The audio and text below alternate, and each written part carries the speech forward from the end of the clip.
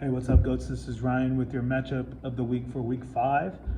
5 weeks in, we're starting to really get to know some teams a little better. Like I said, the storylines of this week are pretty interesting. I'll go ahead and match them up for you. I wrote them on the Discord already, but top match, that was me versus Mike, 1 seed versus 3 seed, so that was pretty worthy. Bookend match was Curtis at his last seed and Andrew fresh up his brand new number 2 seed. And then we have the rivalry game, which is Eric and Baxter. They've had a fun little rivalry over the past several years. And then we got the 2 champions, Gary versus RJ. Which one is the truth? I was talking about Jake and Kevin. Jake being 2-6 and Kevin being 5-3. So which one's for real with that? Then we got the mid-card match with Ben at his 6th seed versus Anthony at his 7th seed. So all those being considered, I decided to go with Eric and against Baxter.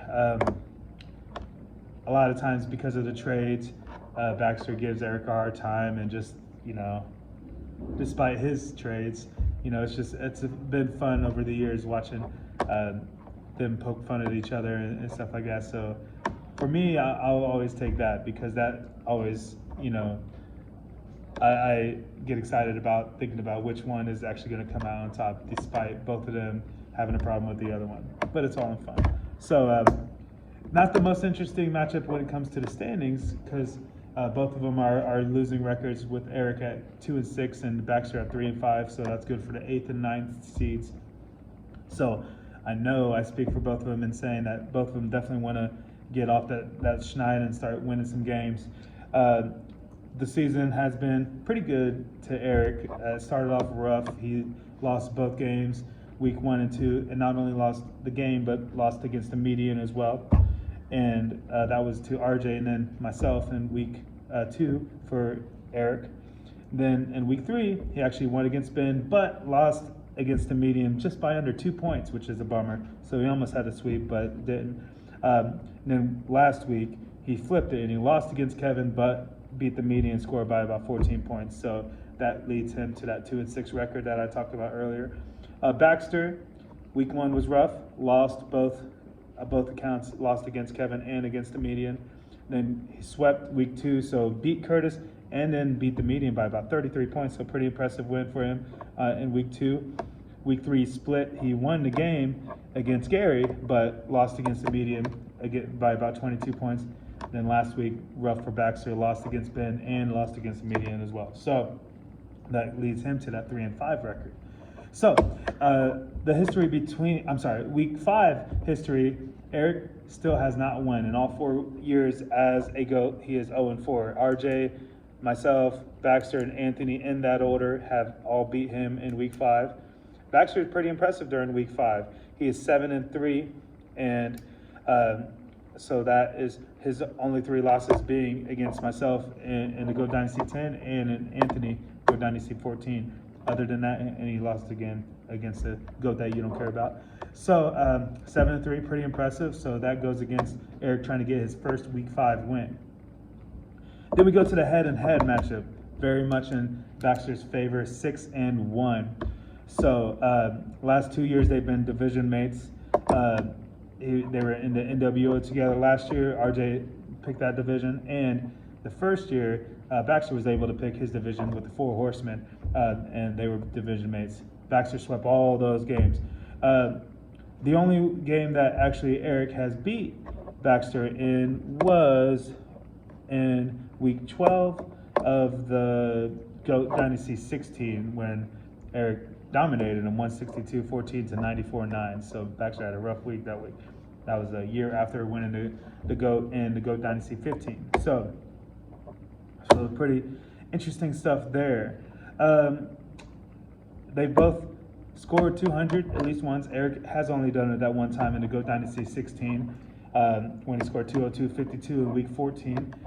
Baxter's broken 200 11 times, so super impressive there. His first time was in GOAT Dynasty 9, then he did it in the 10, then he did it twice in the GOAT Dynasty 13, 5 times in that magical championship season of the GOAT Dynasty 15. He broke 200, so super impressive there.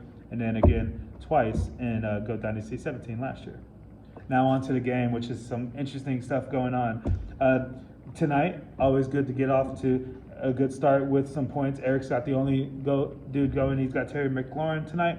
So I know Eric wants to get off to a good start there. The projection right now at 12:20 p.m. on Thursday is 146.83 to 141.03 in Eric's favor. So I know Eric wants to keep those numbers to be green, so he wants to get off to a good start with Terry McLaurin beat his projection of 13.55. So as long as he beats that, then he doesn't have to look at red letters, which is super annoying all weekend.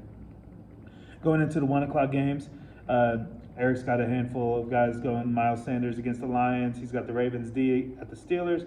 Braxton Berrios, little Dolphin, going against the Giants. I look for that Dolphin-Giants game to be big scoring, especially in the Dolphins' favor, because I know that they are upset about laying an egg against the Bills last week. Going over to the 1 o'clock games with Baxter, he's got a lot riding on that Falcons and Texans game because he's got Drake London, Bijan Robinson, and Younghoe Koo kicking for the Falcons. But then on the other side, he's got Dameon Pierce running for the Texans. So I always like having players from both sides of a game, so I could just watch that game, and no matter what team has the ball, I'm gonna hopefully be putting up some points. So I know Baxter is going to be looking at that Falcons and Texans game, which could be pretty high scoring. I think the Texans are really going to start showing some people that they're not trying to play anymore. So also in that 1 o'clock matchup is Taysom Hill. He's got as a tight end going against the Patriots. So Taysom's always boom or bust. He's either going to score like 30 or like 3. So we'll see with that one. Now, the quarterback matchup is the big matchup that I would like to highlight in this game, because Jalen Hurts versus Patrick Mahomes. Patrick Mahomes, the first quarterback taken off. Jalen Hurts, the third quarterback taken off. So the board back in August when we drafted. So Patrick Mahomes hasn't been putting up the crazy numbers that he's accustomed to. So maybe he might put up some good points today or this week. Jalen Hurts, he's always doing good things there. So those two playing against each other should be pretty good to see. In that same game of the Patrick Mahomes, Baxter also has Pacheco and Kadarius Toney as well. So that Chiefs-Vikings game is going to be pretty big for Baxter. In that Chiefs-Vikings game, going back, Eric won't mind if Patrick Mahomes throws a touchdown to newly acquired Sky Moore. So we'll see who does that. And in that same game, Eric's also got Alexander Madison running as well. Then that's all in the 4 o'clock game slate. Other things, the Bengals-Cardinals game, Eric's got Jamar Chase, so I know he's looking for some big points from him, and Baxter has the Bengals D. And then Monday night, all comes down to that big Monday night. So, I could say that it might be a little bit, Baxter may be up a little bit going into Monday night, because all he's got is Jacoby Myers, and then Eric has Christian Watson. So 2 wide receivers were going at each other. So we'll see who comes out on top. So I look for the game to be pretty even throughout the weekend. I bet Baxter gets off to a little bit of a lead at that 1 o'clock slate, but then I bet Eric comes back, and I think it's going to be a barn burn all the way to the very end. Horns up, goats. Be proud to be a goat, all right?